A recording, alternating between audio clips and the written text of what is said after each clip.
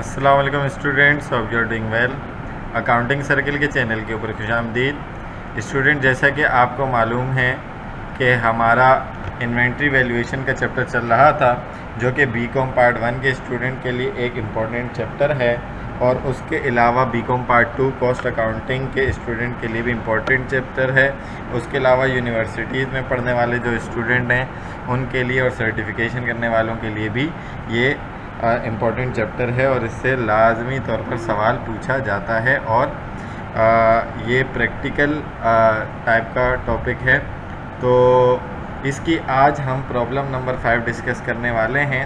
इससे पहले जो हमने प्रॉब्लम डिस्कस की हैं 4, उनमें हमारे पास पीरियोडिक इन्वेंट्री सिस्टम था 3 प्रॉब्लम में, और एक प्रॉब्लम जो इससे प्रीवियस हमने प्रॉब्लम 4 डिस्कस की थी वो परपीचुअल इन्वेंट्री सिस्टम थी, जिसमें day to day record maintain करते हैं। तो आज भी प्रॉब्लम नंबर 5 के अंदर हम लोग जो है वो परपीचुअल इन्वेंट्री सिस्टम को ही डिस्कस करने वाले हैं, और उससे तीनों मेथड यानी कि लीफो, फीफो और मूविंग एवरेज मेथड को डिस्कस करेंगे, और किस तरीके से क्वेश्चन सॉल्व किया जाएगा इसको हमने देखना है।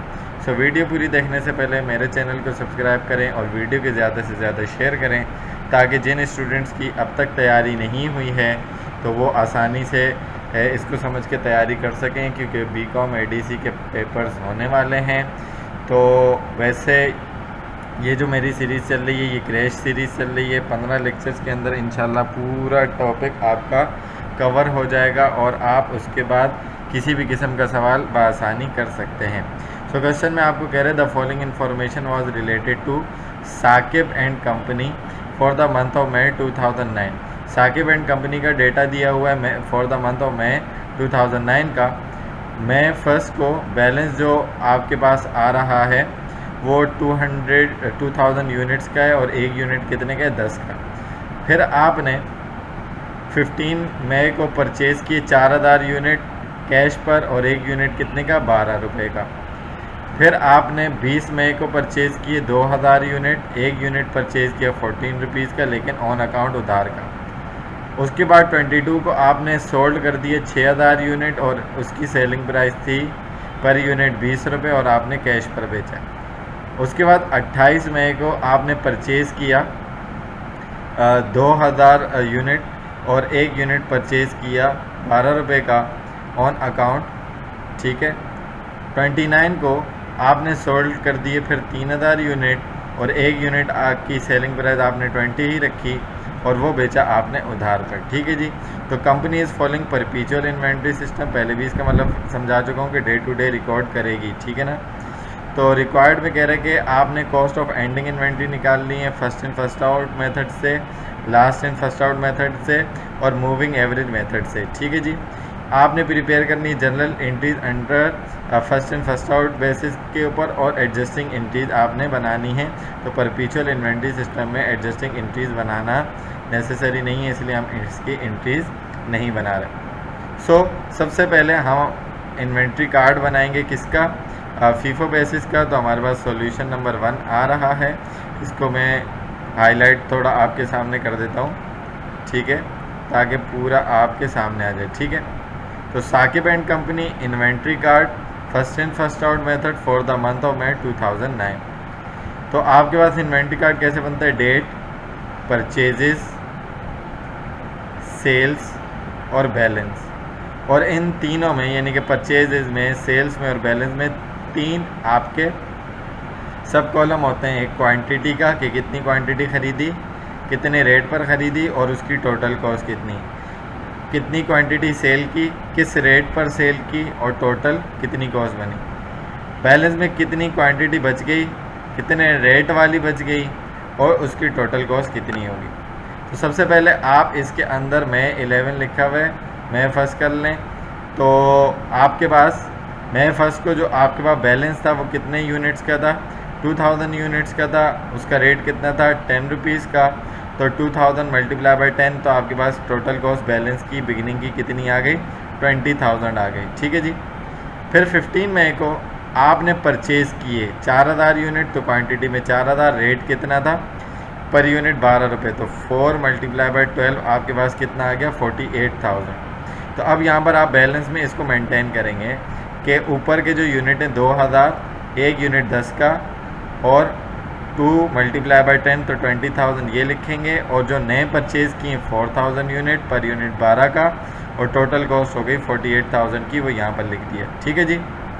आफ्टर दैट 5 दिन के बाद आपने मई 20 को फिर से 2000 यूनिट ख़रीदे और एक यूनिट 14 रुपीज़ का था। 2000 × 14 ये आ गया 28। तो अब आप अपने बैलेंस को फिर से मेंटेन करेंगे। सबसे पहले आप 2000 यूनिट जो 10 रुपये का एक था, टोटल कॉस्ट 20,000 वो लिखी। फिर जो 15 तारीख को 4000 यूनिट ख़रीदे थे, 12 रुपये का एक यूनिट, टोटल कॉस्ट 48,000 वो लिखेंगे। और फिर जो अभी करंट परचेज़ किए 2000 यूनिट की, पर यूनिट 14 रुपीज़ का, और टोटल कॉस्ट बनती है 28, इसको मेंटेन करेंगे। ठीक है जी। उसके बाद 22 को आपने 2000 यूनिट सेल किए। अब यहाँ पर समझिएगा, FIFO first in first out method का मतलब क्या है कि भाई जो इन्वेंट्री आपके पास पहले से मौजूद है, ठीक है ना, आपके पास बैलेंस थी, फिर परचेज़ किया, फिर परचेज़ किया, तो फर्स्ट इन फर्स्ट आउट जो पहले थी वो पहले आपकी सोल्ड होगी। ठीक है। तो इट मीन्स कि आपके पास जो यहाँ पर यूनिट सोल्ड हो रहे हैं, यहाँ पर आप ऊपर देख लें कि आपके पास कितने यूनिट सोल्ड हो रहे थे। 22 तारीख को 6000 यूनिट सोल्ड हो रहे थे। तो ये 6000 यूनिट आप किस तरीके से सोल्ड करेंगे, तो ये आप देख लें कि आपके पास 2000 यूनिट ये रहे, 4 ये रहे, 6 हो गए और 2 ये रहे, यानी कि टोटल 8000 यूनिट है। तो 6000 भेजने, तो फर्स्ट इन फर्स्ट आउट यानी कि जो पहले आएगा पहले उसको भेजोगे। तो इट मीन्स जो पहले 2000 की यूनिट की लोट है उसको आप पहले निकालेंगे, जो कि 10 रुपये का एक यूनिट है, मल्टीप्लाई बाय 10, तो 20,000 की कॉस्ट का सामान आपने बेचा है। यहाँ पर आपने सेलिंग प्राइस नहीं लेनी, बच्चे सेलिंग प्राइस ले लेते हैं, हम तो इन्वेंट्री का हिसाब कर रहे हैं कि कितनी कॉस्ट की इन्वेंट्री हमारी सोल्ड आउट हुई है। तो 6 में से 2 जो है वो बिगिनिंग वाली चली गई, बाकी 4000 रह गए। तो 4000 जो यूनिट थे आपने ख़रीदे थे 12 रुपये का एक यूनिट, तो अब आप उसको सोल्ड आउट करेंगे। ठीक है जी। तो 4000 यूनिट 12 का एक, तो टोटल हो गया 6, तो टोटल कॉस्ट हो गई 48। तो इट मीन्स कि ये भी आपके पास से सोल्ड हो गया, ये भी सोल्ड हो गया, तो बचा क्या 20। तो इसका बैलेंस यहाँ पर नीचे आ जाएगा, मेंटेन कर लेंगे, क्योंकि आपने 14 का परचेज़ किया था, और 2000 × 14 = 28,000। ठीक है जी। उसके बाद आपने 28 को 2000 यूनिट मज़ीद परचेज़ किए और एक यूनिट 12 का, 2 × 12 = 24,000। तो आपके पास 2000 जो यूनिट थे वो एज इट इज़ नीचे आ जाएंगे, उसका बैलेंस मेंटेन होगा, और ये वाले यहाँ पर आ जाएंगे और इसका बैलेंस मेंटेन हो जाएगा। यानी कि आपके पास 28,000 वाली इन्वेंट्री भी मौजूद है और 24,000 वाली इन्वेंट्री भी मौजूद है। उसके बाद आपने एक और सेल की 29 को लास्ट में 3000 यूनिट्स की। तो जब आपने 3000 यूनिट्स की सेल की, तो आपके पास first in first out method follow हो रहा है। तो 3000 यूनिट आपने सोल्ड करने हैं, तो आपके पास 2,000 की लोट में 2 अलग रेट के यूनिट पड़े हैं। इसका मतलब पहले 2000 के आप ये यूनिट निकालेंगे, जो कि $14 का एक यूनिट है। तो 28,000 की कॉस्ट के ये यूनिट निकल गए, तो 3 में से 2 चले गए, 1 रह गया, तो बाकी का 1000 आप इसमें से निकालेंगे, जो कि आपने करंट परचेज़ किया था 12 का। तो 1000 × 12 तो 12,000 बन गया। तो 2000 रुपये में से 1000 यूनिट चले गए, तो 1000 यूनिट बच गया, 12 का 1 तो × 12। ठीक है जी। तो ये एंडिंग इन्वेंट्री बच गई।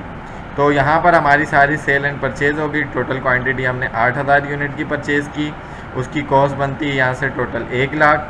जो सेल की टोटल क्वांटिटी वो 9000 यूनिट की टोटल कॉस्ट बनती है 1,08,000। एंडिंग इन्वेंट्री की जो यूनिट बनते हैं बैलेंस वो 1000 बनते हैं और उसकी कॉस्ट बनती है 12,000। तो ये हमारा पार्ट हो गया फीफो मेथड से। इसके बाद चलते हैं हम लीफो मेथड से कि लीफो मेथड में हमारी एंडिंग इन्वेंट्री कितनी बचेगी। तो स्टूडेंट इसके बाद हम लीफो मेथड की तरफ चलते हैं। Saqib and company inventory card LIFO for the month of May. ठीक है। इन्वेंट्री कार्ड सेम उसी तरीके से बनेगा, डेट, परचेज, सेल्स और balance, quantity, rate, total cost, quantity, rate, total cost, quantity, rate और टोटल कॉस्ट। अच्छा, सबसे पहले जो बिगिनिंग बैलेंस है वो तो हमारा सेम रहेगा, ठीक है। ये मिस प्रिंटिंग में मार्च लिख दे, ये मई 1 है, ठीक है जी। तो जैसे first in first out method में हमने बैलेंस लिखा था, सेम इसी तरीके से फर्स्ट इन फर्स्ट आउट देखेंगे में भी, लास्ट इन फर्स्ट आउट में भी बिगिनिंग इन्वेंट्री आप लिखेंगे 2000 यूनिट और एक यूनिट 10 का, तो टोटल कॉस्ट कितनी हो गई? 20,000 की हो गई। आपने सबसे पहले ख़रीदा 15 मई को 4000 यूनिट, 12 का एक 48,000 हो गया। तो उसी तरीके से आप रिकॉर्ड मेंटेन करेंगे, 2000 यूनिट यहाँ नीचे आ जाएंगे और ये वाले यहाँ पर आकर मेंटेन हो जाएंगे। 4000 यूनिट, 12 का एक, टोटल कॉस्ट 48,000 और इसकी 20,000। फिर आपने 20 मई को मज़ीद 2000 यूनिट ख़रीदे, 14 का एक, तो टोटल 28,000। तो इसको भी आप मेंटेन करेंगे। 2000 यूनिट यहाँ पर आ गए, ये वाले 4000 यहाँ पर आ गए और ये वाले 2000 यूनिट यहाँ पर आ गए मेंटेन होने के लिए, ठीक है। यहाँ तक का काम आपने बिल्कुल सेम वही किया है जो हमने first in first out method के अंदर किया था। कलर में चेंज कर देता हूँ थोड़ा डार्क। तो अब 22 मई को 6000 यूनिट जो है वो हमने बेचे थे। तो first in first out method में क्या किया था हमने कि जो पहले यूनिट मौजूद थे पहले उनको निकाल लें, लेकिन लीफो में क्या होता है, लास्ट इन फर्स्ट आउट जो बाद में आए पहले उनको बेचना है। तो इट मीन्स कि आपके पास लास्ट में जो है, लास्ट में ये 2000 यूनिट टोटल बेचने 6000 यूनिट। तो 2000 यूनिट ये वाले आपने बेच दिए, तो बाकी रह गए 4। तो बाकी 4 कहाँ से जाएंगे? ये वाले, ठीक है जी। तो टोटल हो गया 6। तो इट मीन्स 2000 यूनिट जो आपने करंट परचेज़ किए 14 पर यूनिट 28,000 की कॉस्ट के, और उसके बाद उससे प्रीवियस परचेज़ किए थे 4000 यूनिट 12 का एक, तो टोटल कॉस्ट 48,000। तो इसका मतलब ये आपके पास से सोल्ड आउट हो गया पूरा, ये भी सोल्ड आउट हो गया पूरा। तो बचा क्या? 2000 यूनिट बचे, 10 वाला एक, टोटल कॉस्ट कितनी हो गई? 2000, ठीक है जी। उसके बाद 28 मई को आपने 2000 यूनिट खरीदे, 12 का एक, तो टोटल 24,000। तो आप रिकॉर्ड मेंटेन करेंगे, ये 2000 यूनिट एज इट इज़ नीचे आ गए और ये 2000 यूनिट यहाँ पर अपडेट होने के लिए आ गए, ठीक है। इसकी कॉस्ट 20,000, 2 10,000 और 2 12,000 24। उसके बाद 29 मई को आपने 3000 यूनिट बेचे, तो लास्ट इन फर्स्ट आउट। इसका मतलब क्या कि अब जो पहले आया था उसको नहीं बेचेंगे, जो बाद में आया था उसको बेचेंगे। तो बाद में जो है वो ये है, ये तो बिगिनिंग बैलेंस है। तो इसका मतलब 2000 इसमें से निकालने पड़ेंगे, तो ये तो पूरा ख़त्म हो जाएगा 2000 जो आखिर में परचेज़ किया। तो बाकी का एक जो बचा है वो इसमें से निकालेंगे, ठीक है। तो टोटल हो जाएगा 3। तो 2000 यूनिट 12 वाले पूरे ये ख़त्म हो गए, बाकी 2000 बिगिनिंग बैलेंस वाले बचे थे, उसमें से 1000 यूनिट निकाला, 1000 मल्टीप्लाई बाय 10 तो 1000 हो गया। तो ये टोटल कॉस्ट का सामान आपने बेच दिया। इसका मतलब इसमें से 1000 यूनिट बच गया, उसकी इन्वेंट्री या नीचे मेंटेन होगी। 1000 मल्टीप्लाई बाय 10 तो इज इक्वल टू 10,000, ठीक है जी। तो परचेजेज वही 8000 क्वांटिटी हमने परचेज़ की, टोटल कॉस्ट 1 लाख आ गई। क्वांटिटी हमने सेल की 9000 यूनिट की, टोटल कॉस्ट आ गई 1,10,000 रुपये। और एंडिंग इन्वेंट्री हमारे पास बची है 1000 यूनिट की और उसकी कॉस्ट कितनी है? 10,000 की। तो ऊपर आप देखें 12,000 है, यूनिट सेम बचे हैं, ठीक है, यूनिट सेम बचे हैं, लेकिन यहाँ पर आपके पास फीफो में कॉस्ट ज़्यादा आ रही है, ठीक है, और यहाँ पर आपके पास लीफो में कॉस्ट कम आ रही है। और यहाँ पर सेल में इसकी कॉस्ट ज़्यादा है और उसकी कॉस्ट कम है, वो 1,8 है, ठीक है जी, जिसका इफ़ेक्ट आप देख सकते हैं। तो ये तो हमारे 2 मेथड थे। आफ्टर दैट हमारे पास मूविंग एवरेज मेथड है। मूविंग एवरेज मेथड नॉर्मली बच्चों को मुश्किल लग रहा होता है, तो आपने बहुत ध्यान से समझना है कि इसको किस तरीके से हमने सॉल्व करना है, ठीक है जी। Saqib company inventory card moving average for the month of May 2009। तो मूविंग एवरेज का कॉन्सेप्ट सुन लें दोबारा से कि मूविंग एवरेज या वेटेड एवरेज, कि जब भी आप एक नई परचेज़ करेंगे तो आपका रेट जो होगा ना वो एवरेज निकाल दिया जाएगा, वो चेंज होता जाएगा, ठीक है, हर एक नई परचेज़ के बाद। तो आपके पास कार्ड सेम बनेगा, परचेजेस, सेल्स और बैलेंस, वही 3 कॉलम, क्वांटिटी, रेट और कॉस्ट का। तो सबसे पहला काम जो आपके पास मई 1 का है बैलेंस का, वो तो एज इट इज़ सेम आएगा कि 2000 यूनिट मेरे पास थे, 10 का एक यूनिट, टोटल बन गया 20,000, ठीक है जी। अब यहाँ से ध्यान से समझिएगा, 15 मई को मैंने कितने ख़रीदे, 4000 यूनिट ख़रीदे। एक यूनिट कितने का ख़रीदा, 12 का, मल्टीप्लाई किया तो 48,000 हो गया। ठीक है जी। अब क्या होगा, अब मैं इसका वेटेड एवरेज रेट कैसे निकालूंगा। देखें मेरे पास 20,000 का माल मौजूद था जी सर, मैंने मज़ीद कितने का ख़रीदा, 48,000 का। ऐसा ही है सर, मेरे पास पहले से कितने यूनिट थे सर, 2000 थे, मैंने कितने ख़रीदे, 4000 के। तो ऊपर प्लस किया हो गया 68 और नीचे प्लस किया तो ये हो गया 6। तो 68,000 को 6,000 यूनिट से, ये 6 जो है मैंने कॉमन ज़ीरो का ले लिया, ये 6,000 यूनिट हो गए कि पहले 2 थे और अब 4, तो टोटल 6 हो गए। डिवाइड किया तो मेरे पास रेट कितना आ गया, 11.33 रेट आ गया। ठीक है, 11.33 रेट आ गया। तो ये एवरेज कॉस्ट रेट कहलाता है। ठीक है जी। इसी तरीके से अगर मैं आगे चलूँ तो आगे मैंने एक और परचेज़ की है 20 मई को 2000 यूनिट की। तो पहले 6000 यूनिट थे, अब 8 हो गए। ये मैंने परचेज़ किए कितने का, 14 का। तो 2000 मल्टीप्लाई बाय 14 ये होगा 28। तो मेरे पास पहले की कॉस्ट कितनी थी 6000 यूनिट की, 68। अब क्या होगा, 68 नई यूनिट जो परचेज़ की उसकी कॉस्ट कितनी, 28। ठीक है, पहले से यूनिट कितने, 6, मैंने कितने परचेज़ किए, 2। ठीक है, 68 और 28 कितना हो गया सर, 96। 6 और 2 कितना हो गया सर, 8। डिवाइड किया तो मेरे पास आंसर आ गया 12। ये आपकी एवरेज कॉस्ट आ गई 8000 यूनिट। टोटल 6 और 2 नए परचेज़ किए, इन दोनों की कॉस्ट यानी कि 68,000 प्लस 28,000 96 हो गया। और यहाँ पर आपके पास डिवाइड करवाने के बाद एवरेज कॉस्ट कितनी आ गई, 12 आ गई। तो उसके बाद आपने 22 तारीख को जो माल बेचना है 6000 यूनिट का, वो इन 8000 रुपये में से ही बेचना है। तो इसकी जो एवरेज कॉस्ट थी वो कितनी निकाली थी, 12 पर यूनिट। तो 6 मल्टीप्लाई बाय 12 तो 72,000 का माल आपने बेचा है। तो 8 में से 6 क्या बाकी बच गए 2000 यूनिट। एक यूनिट 12 का जो एवरेज रेट था तो मल्टीप्लाई बाय किया तो 24,000 आ गया। ठीक है जी, ये आपकी कॉस्ट आ गई।